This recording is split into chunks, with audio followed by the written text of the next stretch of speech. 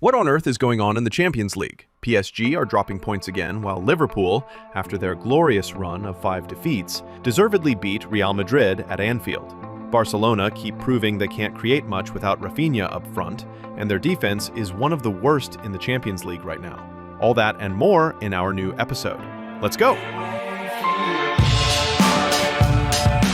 Liverpool, Real Madrid, 1-0. Let's be honest, on paper, Real Madrid had far more chances than they actually created on the pitch. Liverpool pressed, carved out chances, and simply didn't let Real's backline breathe for even a couple of minutes.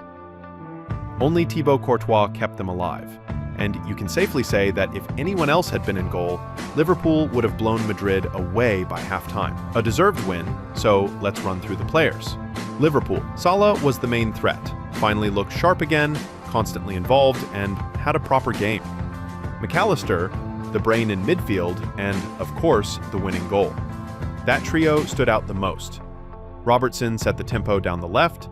Szoboszlai was excellent too.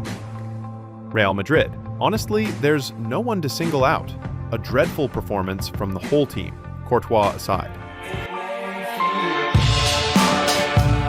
Bayern Munich PSG, 2-1. How good are Bayern under company? That's 16 wins on the spin, and once again fully deserved, arguably against the strongest opponent in world football right now. Bayern gave PSG no hope in the first half. A Diaz brace tore up the script and crushed Paris mentally.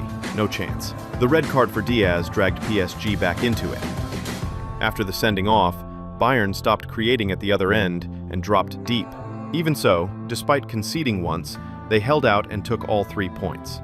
Honestly, in this form, Bayern can beat anyone. If injuries don't pile up, they can absolutely chase a treble. Standouts. Bayern. A brilliant 45 from Diaz. Without the red, he'd be a nailed-on player of the week. Olise was quality out wide, and Gnabry looked great as a central attacking midfielder. Kane didn't really leave a mark, so we'll skip him. And of course, Manuel Neuer. 9 shots on target faced, just 1 conceded. World class. PSG. Barcola had a nightmare. Marquinhos was even worse. His error gifted Diaz the second. A horrible injury for Hakimi on his birthday, and Dembele looks like he's drifting back into that old cycle of picking up knocks every couple of weeks. Bottom line, fully deserved. Bayern were superb. Club Brugge, Barcelona, 3-3. The picture of the match? I can't remember Barca defending this badly in a long time. Every Bruges counter looked like a potential goal. The defense simply couldn't cope. Every time Barca clawed it back, the backline switched off again and conceded. A huge part of that was the young winger for the Belgians, Carlos Forbes, 2 goals and an assist. Ridiculous numbers against Barcelona. I wouldn't be surprised if Manchester United slapped 100 million euros on the table for him in January.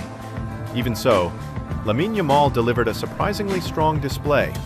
For the second match running since splitting with Nicky Nicole, the Spaniard finally remembered how to play football. By players, Barca, the defense produced the worst performance of the night.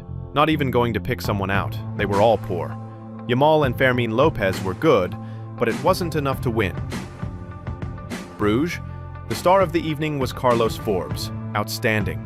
His pace on the flank shredded Barca's back line. A young talent with a big future. Manchester City, Borussia Dortmund, 4-1.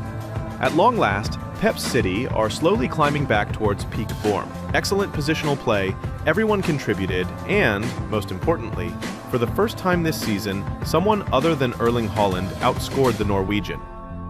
Phil Foden was sensational. 2 goals and man of the match. A shout as well for Reinders and his 2 assists. As for Dortmund, still bleak. Despite the 1 goal, they looked flat and toothless. The defense had a shocker, and the midfield couldn't connect to the front, so they barely created anything. By players. City. Foden. Superb game. 2 goals, top positional work. Haaland scored but could have done more. No overpraise today. Reinders was excellent and carried the ball forward brilliantly. Great team display. Dortmund. Just poor across the board. Not much to discuss. That's the Champions League week. Not many shockers, but the top matches definitely delivered. Up next, it's the international break with World Cup qualifiers, where we'll find out who reaches the final tournament. In the meantime, drop in the comments who you think deserves the Champions League Player of the Week. See you soon!